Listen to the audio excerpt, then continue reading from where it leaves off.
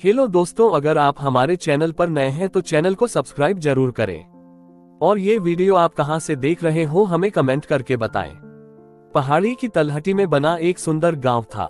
जैसा सुंदर वह गांव था वैसा ही सुंदर उस गांव का नाम था सुंदरपुर। गांव सुंदरपुर में वैसे तो सुख शांति का वास था, लेकिन वहां के सरपंच की पत्नी कुमति बड़े ही दुष्ट स्वभाव की स्त्री थी। उसके कुटिल स्वभाव से सभी घर वाले परेशान थे, लेकिन अपनी सीधी सादी बहू सुकन्या को वह कुछ ज्यादा ही परेशान करती थी। उसे सताने में कुमति को विशेष आनंद आता था। बेचारी सुकन्या सुबह मुंह अंधेरे बिस्तर से उठकर काम पर जुट जाती और अर्धरात्रि होने पर कहीं बिस्तर में सोने को मिलता। इस पर भी कुमति की निगाहों में सुकन्या खटकती रहती। एक दिन सुबह सुकन्या घर में झाड़ू बुहारी कर रही थी कि उसकी सास कुमति वहां आए और बोली, तेरे हाथों में जान नहीं है क्या? जरा जल्दी जल्दी हाथ चला, मैं मंदिर जा रही हूँ, मेरे आने तक खाना तैयार रखना, आते ही खाऊंगी। और सुन, एक भी दाना अन्न का बर्बाद न होने पाए। सुकन्या क्या कहती, बेचारी चुपचाप स्वीकृति में गर्दन हिला दी। घर की सफाई करके सुकन्या तुरंत खाना बनाने में जुट गई। खाना बनाते समय वह सोच रही थी, एक पल के लिए भी तो चैन की सांस नहीं ले पाती, लेकिन सासू जी है कि हर काम में मन मेघ निकालती है, उनके ताने देने की आदत न जाने कब जाएगी। तभी बाहर से दरवाजा खटखटाने की आवाज आई। सुकन्या ने सोचा, अभी भोजन तैयार ही हुआ है, लगता है सासू जी जल्दी लौट आए हैं। उसने उठकर दरवाजा खोला तो देखा एक सन्यासी खड़ा था। वह बोला, बेटी तेरा सुहाग अमर रहे, बाबा को कुछ भोजन करा दे। सुकन्या बहुत ही सुशील तथा संस्कारी स्त्री थी। उसने सोचा, साधु महाराज को भोजन करा तो दूं, पर कहीं उसकी सास कुमति आ गई तो खैर नहीं। कुछ देर सोच विचार करने के बाद उसने सन्यासी को भोजन करने हेतु अंदर आने को कहा। उसके मन में पुकार उठी, सास से डरना कैसा, मैं अपने हिस्से का भोजन दे रही हूँ। वह साधु को भीतर ले गई और आतिथ्य धर्म का पालन करते हुए उसे भोजन करने लगी। अभी साधु भोजन कर ही रहा था कि सुकन्या की सास आ गई। साधु को घर के भीतर बैठे भोजन करता देख उसका पारा 7वें आसमान पर जा चढ़ा। बली, यहाँ कोई भंडारा या लंगर नहीं चल रहा, उठ भिखमंगे बाहर निकल। सुकन्या ने सास को रोकने की चेष्टा की, लेकिन उस दुष्ट स्त्री ने सन्यासी को धक्के मारकर घर से निकल दिया।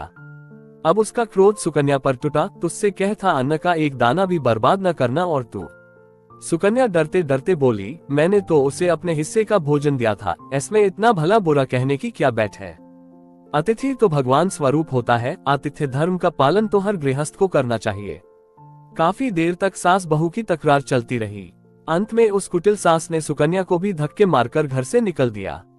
वह बेचारी रोटी कल्पती दरवाजा पिटती रह गई, लेकिन कुमति तो जैसे पत्थर बन गई थी, उसका दिल न पसीजा। अब सुकन्या के पास एक ही रास्ता शेष बचा था कि अपने के घर लौट जाए। उसका मायका वहां से काफी दूर था और बीच में घना जंगल भी पड़ता था।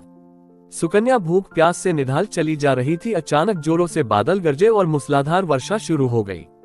वर्षा से बचने के लिए उसने एक पेड़ की शरण ली, लेकिन वर्षा का वेग इतना तीव्र था कि बचना मुश्किल हो गया। उसी पेड़ में एक कोट बना था।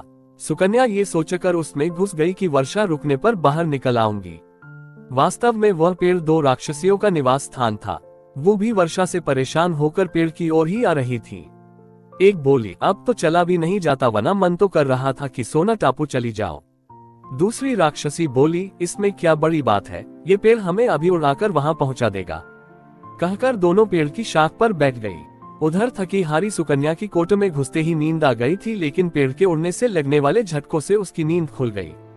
पेड़ को उड़ता देखकर वह घबरा गई थी। शेष कसर बाहर झांक कर देखने से पूरी हो गई, जब उसने पेड़ की शाख पर 2 राक्षसियों को बैठे देखा।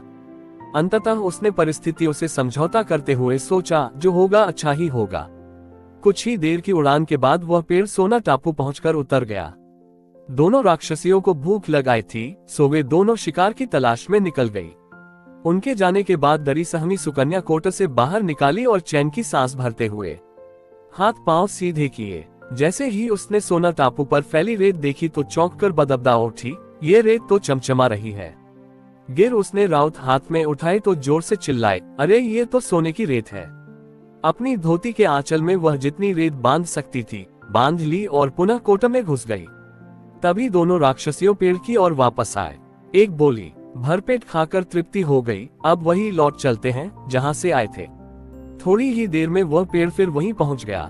पौ फटने पर सुकन्या उस राक्षसियों की भय से कोट में ही छिपी रही। जब किसी कार्यवश वे वहां से गई तो वह बाहर निकल आए और घर की ओर चल दी। वह सोच रही थी इतना सोना देखकर सासू जी खुशी से पागल हो जाएंगी और यन के सभी गिले शिकवे दूर हो जाएंगे। घर के द्वार पर पहुंचते की सुकन्या बोली, देखो सासू जी, मैं क्या लाई हूँ। और यह कहते हुए घर के भीतर प्रवेश कर सोना मिलने की पूरी घटना सास को बता दी। कुमति कुटिल तो थी ही, बोली, बहुत काम सोना लाई है तू। सासू जी, हमारी 3-4 पीढ़ियों के लिए काफी है। सुकन्या ने उत्तर दिया, अरे मूर्ख, सोना भी कभी काफी होता है, जितना हो उतना काम है। अब मैं जाऊंगी, फिर देखना कितना सोना बटोर कर लाती हूँ। सुकन्या ने अपनी सास को बहुत समझाया, पर उस लालची मूर्ख स्त्री ने उसकी एक न सुनी और जाकर उसी पेड़ उन्हें लेकर उड़ चला। कुमति उत्सुकतावश जाग ही रही थी, तभी उसके कानों में एक राक्षसी का स्वर टकराया, आज मछली खाने को मन कर रहा है।